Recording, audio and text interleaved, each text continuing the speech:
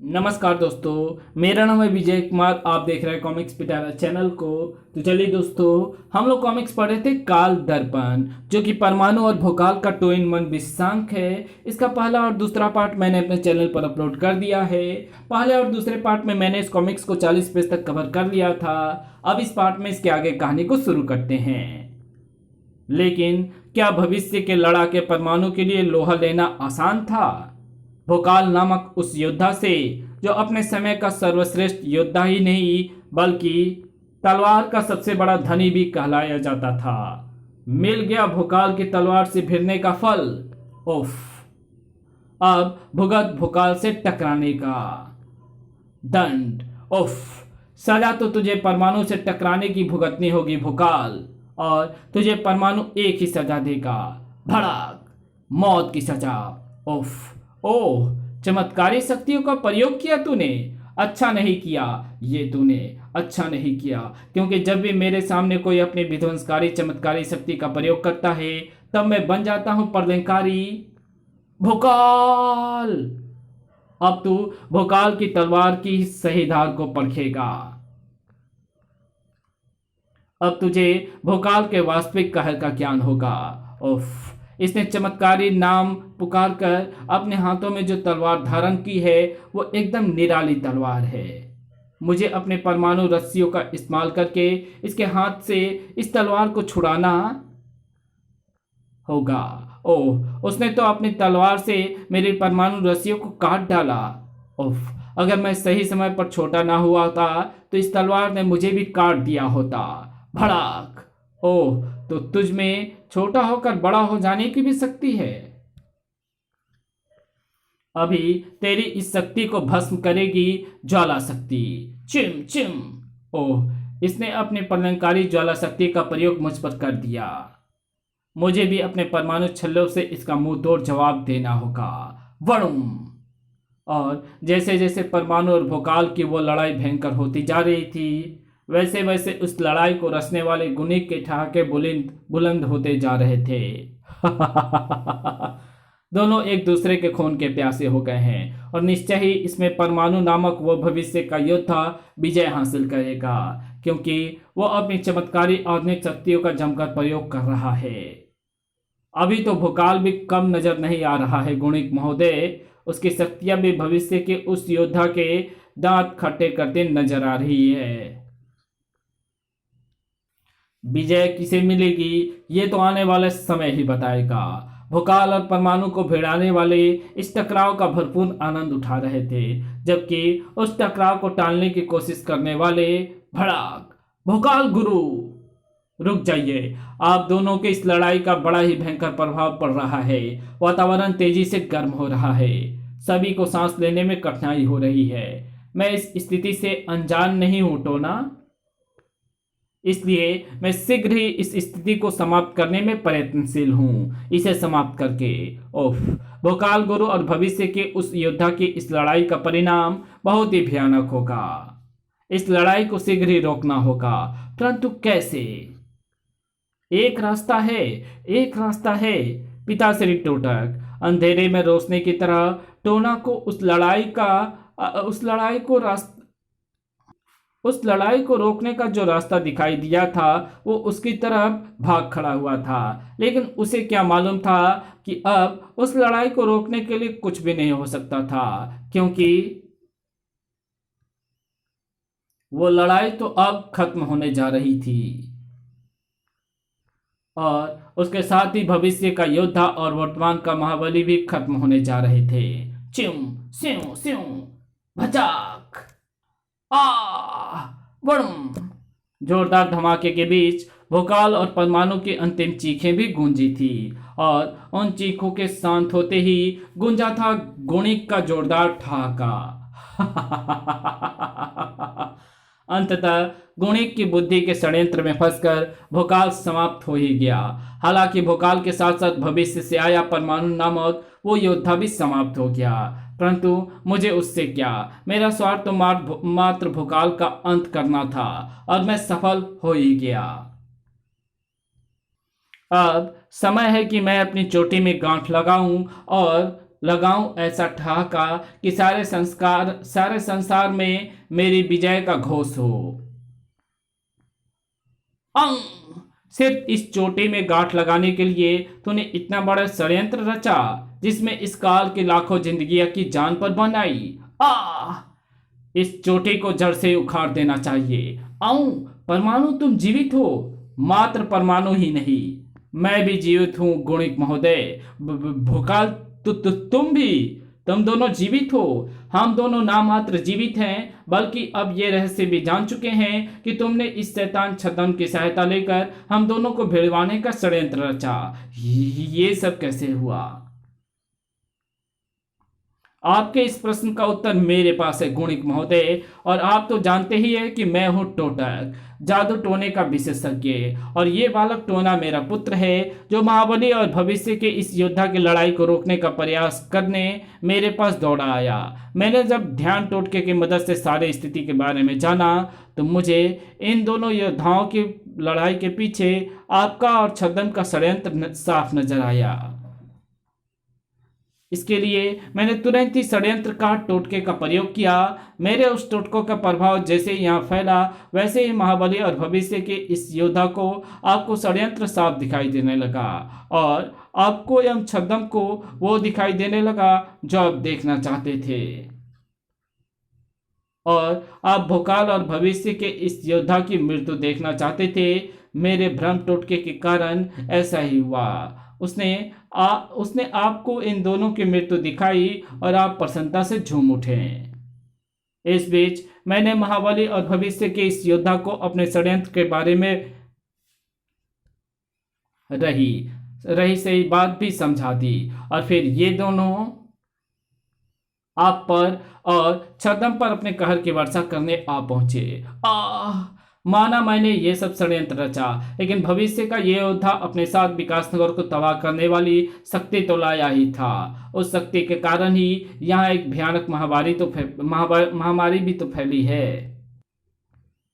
जिस शक्ति की तू बात कर रहा है गुणिक, हमारे समय में उसे परमाणु मिसाइल कहा जाता है, और उस मिसाइल को इतिहास नामक शैतान ने इस काल में भेजा था। अगर मैं उसे रोकने ना आया होता तो उस मिसाइल ने अब तक सारे विकासनगर को समाप्त कर दिया होता। रही बात उसकी विकिरण से विकासनगर में महामारी फैलने की तो मिसाइल के फटने का इतना तेज आवाज होना ही था, क्योंकि वो भी नहीं रहेगा। लेकिन वो भी नहीं रहेगा क्योंकि यहाँ के वातावरण में जो भी परमाणु विकिरण फैला हुआ था, मैंने उसे अपनी बेल्ट, मेरा मतलब है इस कमर पट्टी में लगे यंत्रों की सहायता से इसमें खींच लिया है। जो लोग इस विकिरण से पीड़ित थे वे अब जल्द ही ठीक हो जाएंगे। गुणिक महोदय, अब सारी कथा सुन ली हो तो अब बंदी गृह की तरफ चलें? अभी नहीं, अभी तो तुम सबको मुझसे मिलना बाकी है। इतिहास तो तुम यहाँ, मेरे लिए काल दर्पण में दाखिल होकर यहाँ पहुँचना कोई मुश्किल काम नहीं था, और जानता हूँ मैं समय की सीमाओं को पार करके यहाँ क्यों आया हूँ।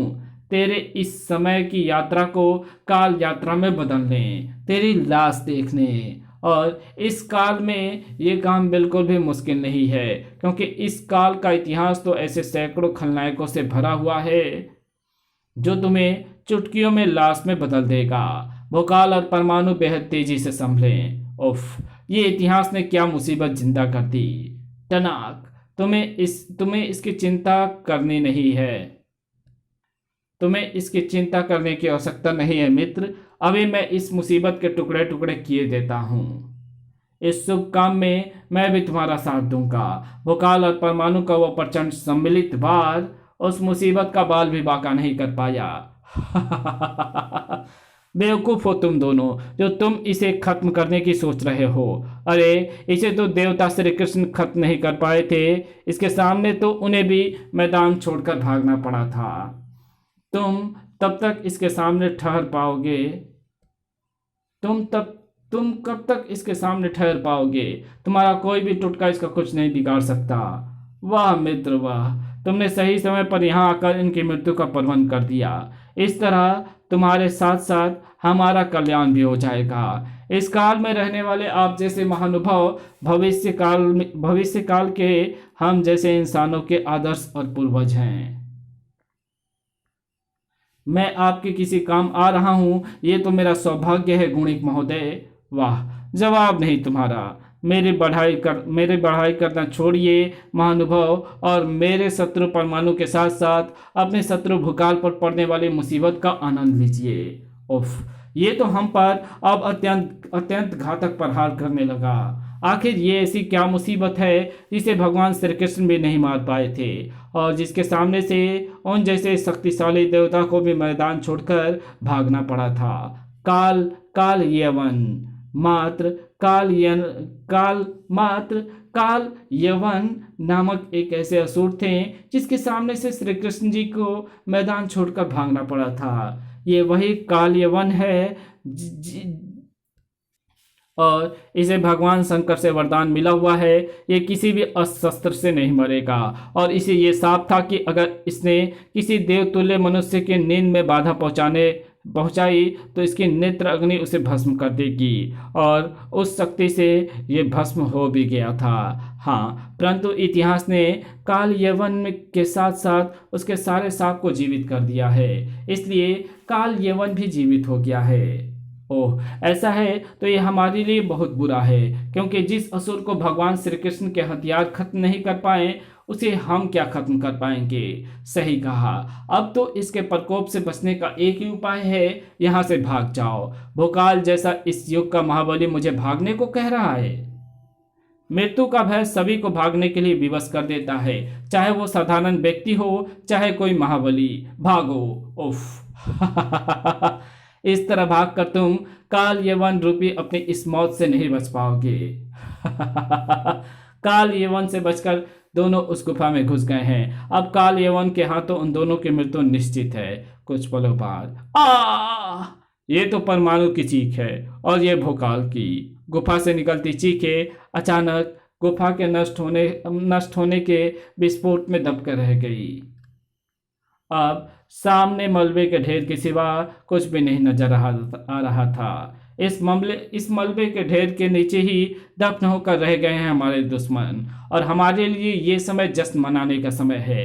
हाँ, जश्न तो मैं मनाऊंगा, लेकिन यहाँ नहीं, अपनी उस दुनिया में जहाँ के हजारों अपराधी परमाणु की मौत की खबर सुनने के लिए बड़ी बेसब्री से अपना दिल थाम कर बैठे हैं। गुणिक और छद्म को खुशी से नाश्ता छोड़ इतिहास अपने समय की दुनिया की तरफ चल दिया, और उसे वहां पहुंचने में ज्यादा देर भी नहीं लगी।